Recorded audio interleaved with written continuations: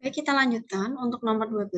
Jadi nomor 12 ini juga masih yang ditanyakan mengenai prinsip-prinsip atau aturan-aturan untuk membuat konfigurasi elektron. Nah, untuk yang nomor 12 ini adalah prinsip Aufbau. Jadi prinsip Aufbau itu kalau kalian masih ingat, ini adalah prinsip atau aturan dalam pengisian elektron di mana ketika mengisikan elektron, maka elektron akan cenderung mengisi di tingkat energi paling rendah dulu, baru kemudian mengisi ke tingkat energi yang lebih tinggi.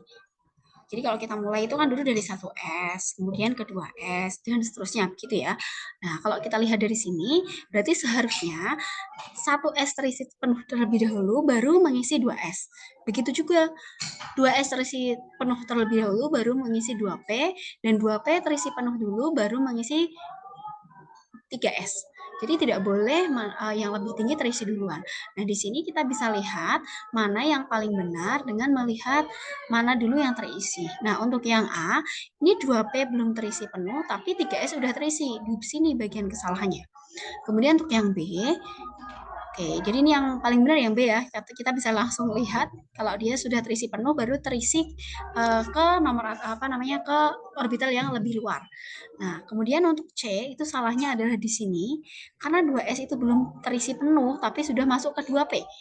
Kemudian yang D di sini kamu bisa lihat sama kasusnya seperti di kasus A, di mana 2P belum terisi penuh, tapi elektron sudah naik ke 3S.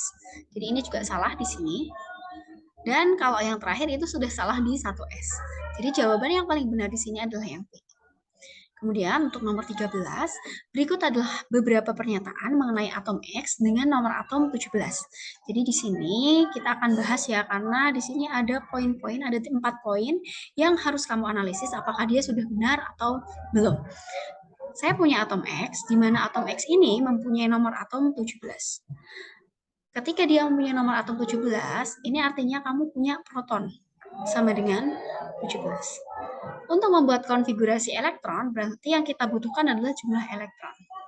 Karena kebetulan X di sini adalah atom netral, sehingga jumlah elektronnya akan sama dengan jumlah proton. Jadi perlu kita garis bawahi di sini ya. Jumlah elektron sama dengan jumlah proton hanya jika ya jumlah elektron sama dengan jumlah proton akan terjadi hanya jika atom dalam keadaan netral. Artinya kalau atomnya sudah tidak dalam keadaan netral, berarti sudah tidak berlaku lagi elektron sama dengan proton. Jadi kamu dapat di sini jumlah elektronnya sama dengan proton, yaitu 17. Dari sinilah kita dapat membuat konfigurasi elektron dari X. Bagaimana cara membuat konfigurasi elektron dari X? Kita masukkan dulu dia di tingkat energi yang paling dasar yaitu 1S, di mana di 1S itu maksimal terisi 2 elektron. Masih sisa 15 elektron, kita masukkan ke 2P, di mana di 2P itu maksimal 6. Bukan 2P ya, 2S. Kita masuk ke 2S, maksimal 2 elektron. Setelah 2S itu kita ke 2P, maksimal 6 elektron. Kemudian ke 3S, maksimal 2 elektron. Kemudian ke 3P, maksimal 6 elektron juga. Nah, kamu lihat di sini cuma 17 ya. Tapi ini sudah sampai 18, artinya dia tidak terisi 6 elektron, tapi hanya terisi 5 elektron. Artinya untuk poin pertama ini sudah benar. Kemudian poin kedua, semua kulit atom mengandung jumlah elektron maksimum. Coba kita lihat, S di sini maksimum tuh di sini maksudnya penuh ya. S-nya penuh. Ini kan kalau kita buat orbitalnya, diagram orbitalnya kita buat ya.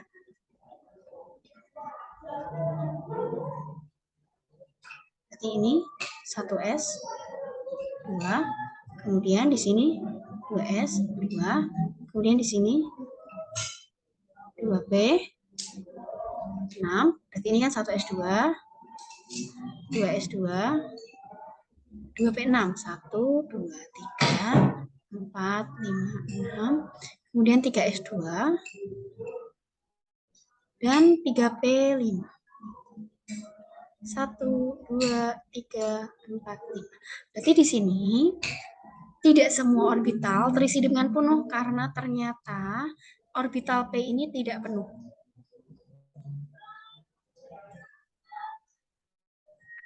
Untuk mengetahui penuh atau tidaknya, itu sebenarnya kamu bisa langsung lihat ya di konfigurasi, tidak perlu membuat diagram orbital.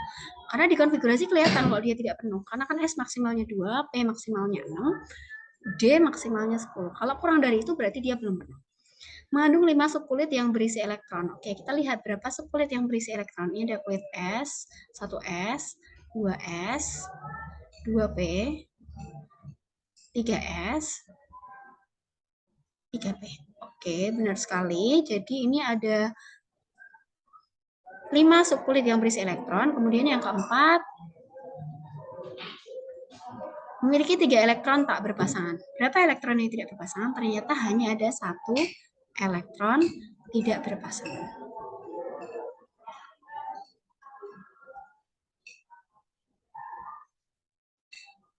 Oke, jadi jawabannya adalah 1 dan 3. Kemudian untuk nomor 14, suatu atom atau suatu unsur memiliki nomor atom. Kita kalau misalnya melambangkan atom yang belum diketahui apa, kita lambangkan X saja. Nomor atom 24, nomor atom itu ditaruh di bawah. Dan nomor masanya 52. Nomor massa itu ditaruh di atas. Maka konfigurasi elektronnya menjadi, ini sebenarnya kamu bisa langsung pakai konfigurasi elektronnya gas mulia, tapi ternyata di pilihan jawaban tidak menggunakan konfigurasi gas mulia. Kita pakai 1S2S ya. Kita masuk ke 1S2, 2S2, 2P, 6, 3S, 2 ya, habis 3S dia ketiga, P, 6. Baru terisi 18, habis 3P, ingat bukan 3D, tapi 4S dulu. 4S2, 20, dan 3D. Apakah sudah benar? Nah, kamu ingat-ingat ya di sini. Ini saya kasih tanda merah. Jadi kalau ada konfigurasi yang 4S2, 3D4, itu tidak pernah ada karena dia tidak stabil. Sehingga digantikan dengan menggunakan yang lebih stabil, di mana satu elektron di orbital S akan berpindah, ditransfer ke orbital D. Sehingga membentuk 4S, 1, 3D, 5. Oke, jadi tolong untuk pengecualian-pengecualian yang sudah pernah saya bahas, itu biasanya di golongannya krom dan golongannya tembaga, itu diperhatikan ya. Jadi tidak pernah ada kasus di mana D itu terisi 4 atau D itu terisi 9. Karena dia tidak stabil.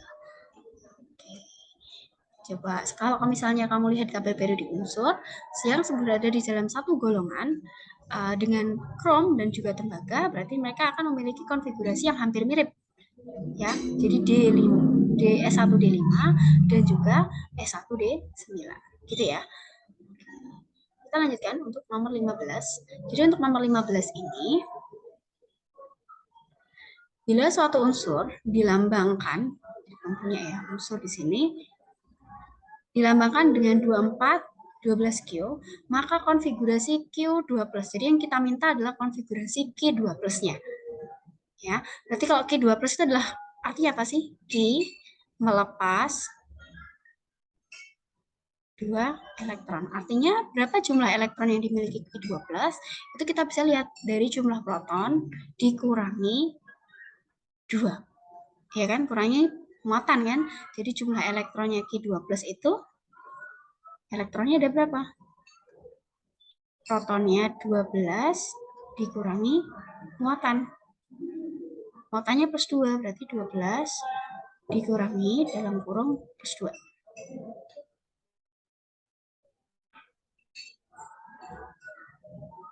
Jadi kamu punya 10. Nah, kamu cari mana yang 10 kan gitu ya. Ini berapa nih? Ini 2, 6. Oke, ini harusnya 2. Kalau 10 itu berarti berapa? 2 dan 8. Jadi yang 2 dan 8. Oke, jadi D. Jadi cuma ada 2. Kan ini 1S2. Kalau 10 kan 1S2, 2S2, 2P, 6. Kamu kalau lihat di sini kan berarti ini kulit 1 tuh isinya 2. Karena ini kan kulit 1 depan nih. Ini kulit kedua ada 8. Jadi 2 sama 8. Jadi jawabannya adalah yang D. Kemudian untuk nomor 16, berarti ini kita ganti ya, nomor 16. Oke, perhatikan gambar di samping. Saya tuliskan lagi aja di sini ya. Saya tuliskan lagi untuk nomor 16 seperti apa konfigurasinya agar lebih enak.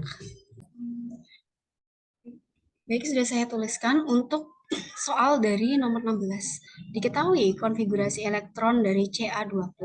Jadi konfigurasi elektron dari Ca12 ini ya. Oke.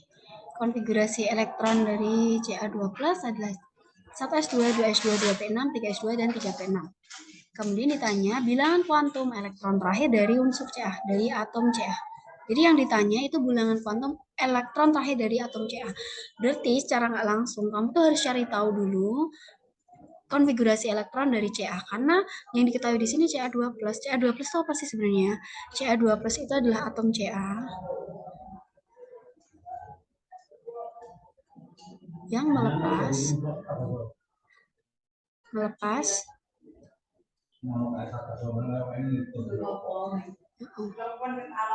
yang melepas 2 elektron. Benar nggak? Iya.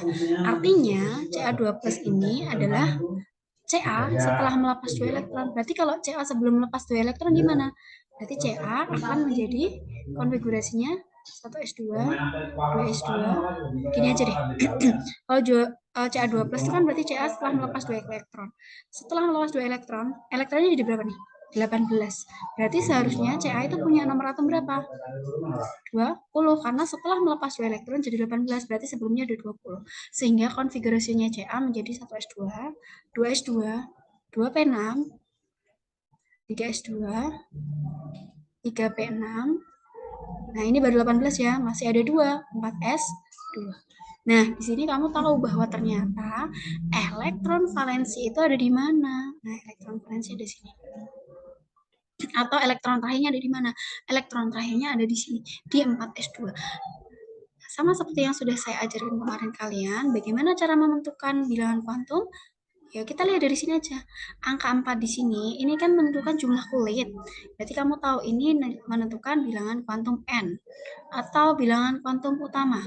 Berarti N sama dengan 4. Kemudian di sini kamu punya huruf ini menentukan bilangan kuantum azimut L. L sama dengan 0 itu S, L sama dengan 1 itu P, L sama dengan 2 itu D, dan L sama dengan 3 itu F. Nah, kamu bisa buka-buka lagi buku catatanmu. Nah, kalau L sama dengan 0 tuh ada berapa kotak? Nah, ternyata kalau L sama dengan 0 itu cuma ada 1 kotak. Berarti kemungkinan nilai M-nya itu cuma 1, yaitu nilai 0. Di sini ada 2 elektron, jadi kita isikan 2 elektron di sana. Kita isikan 2 elektron di dalam orbital S, 1, 2. Nah, di mana elektron terakhir berada? Nah, elektron terakhir berada kan di sini. Yang ke bawah ini. Jadi S-nya adalah minus 1. Nah, jadi keempat bilangan kuantumnya adalah N sama dengan 4. Berarti ini salah ya. L sama dengan 0. Berarti ini salah. Jadi kamu langsung dapat jawabannya adalah C. Baik, sampai sini apakah ada pertanyaan dulu?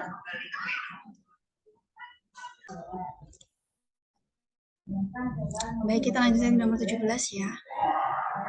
Nah, kalau tadi kalian sudah menentukan bilangan kuantum jika diketahui konfigurasi elektron, sekarang di nomor 17 kalian akan menganalisis dari beberapa pilihan bilangan kuantum ini, manakah bilangan kuantum yang diperbolehkan. Maksudnya gimana? Yang diperbolehkan itu berarti yang sesuai aturan. Itu sama seperti kita itu masih kurang tanggapannya. Sesuai aturan tuh yang seperti apa? Nah, jadi kita punya aturan untuk bilangan kuantum di mana nilai n itu berlaku dari n sama dengan 1, 2, 3, 4 dan seterusnya, gitu ya. Kemudian berlanjut ke nilai L. Nilai L ini berlaku dari L sama dengan 0 sampai dengan, saya tulis sampai dengan aja, ini L sama dengan 0 sampai L sama dengan N-1. Artinya kalau N-nya sama dengan 1, maka nilai L yang boleh hanya 0 saja, atau S. Kalau N sama dengan 2, berarti nilai L-nya boleh dari 0, 1. Atau berarti bisa orbital S, bisa orbital P. Kalau N sama dengan 3, berarti nilai L-nya bisa 0, S, L sama 1, P, L sama 2, D. Dan seterusnya gitu ya. Nah, kemudian kita punya orbit bilangan kuantum M. M ini berlaku dari min L sampai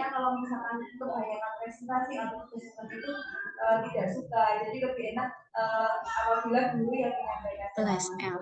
Berarti nilai M sama dengan min L sampai plus L itu yang kayak gimana? Nah, berarti kalau L sama dengan 0, berarti nilai M-nya berapa?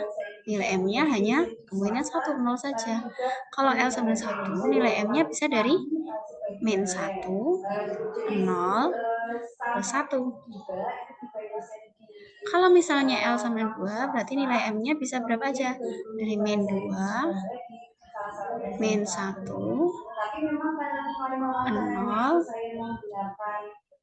plus 1, plus 2, seperti itu. Jadi kotaknya berapa? Kalau L sama dengan 0, kotaknya 1. Kalau L sama dengan min 1, kalau L sama dengan 2,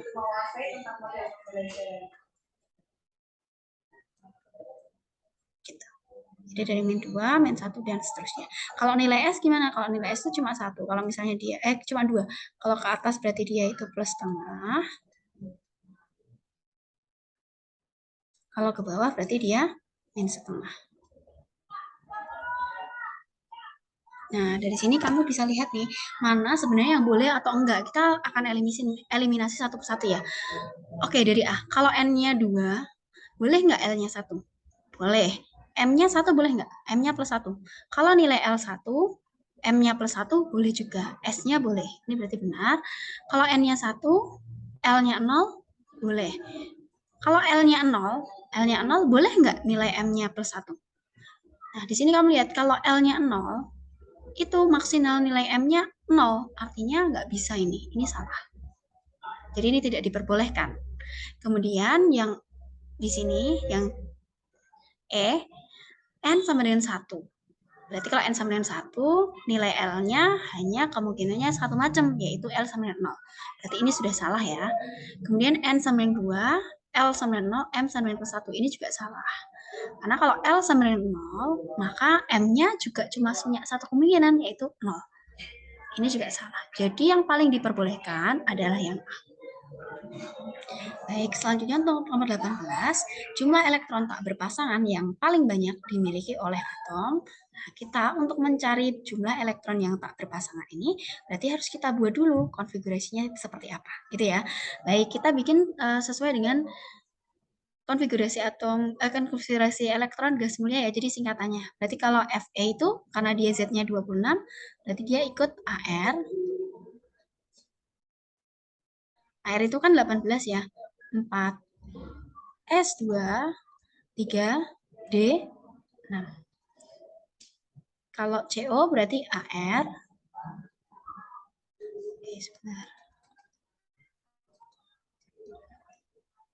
Kita akan sekalian bikin orbital diagram orbitalnya. Berarti ini AR, 4S2, 3D, 6. Kalau yang ini berarti AR, CO kobalt ya, 4S2, 3D, 7.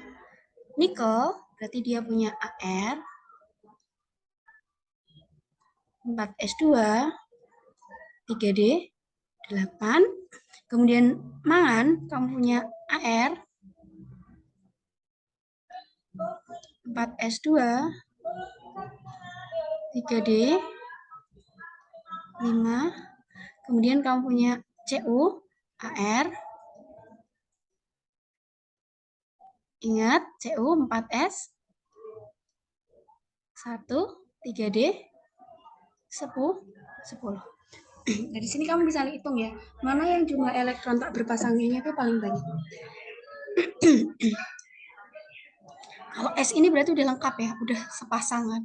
Karena udah penuh, berarti dia udah sepasang. Nah, ini berarti cuma satu ya yang ini. Ada satu yang tidak berpasangan, karena ini udah penuh. Kalau ini D5, berarti D-nya kita gambar ada 5 ya. 1, 2, 3, 4, 5. Berarti ada 5 elektron yang tidak berpasangan. Kalau D6 1, 2,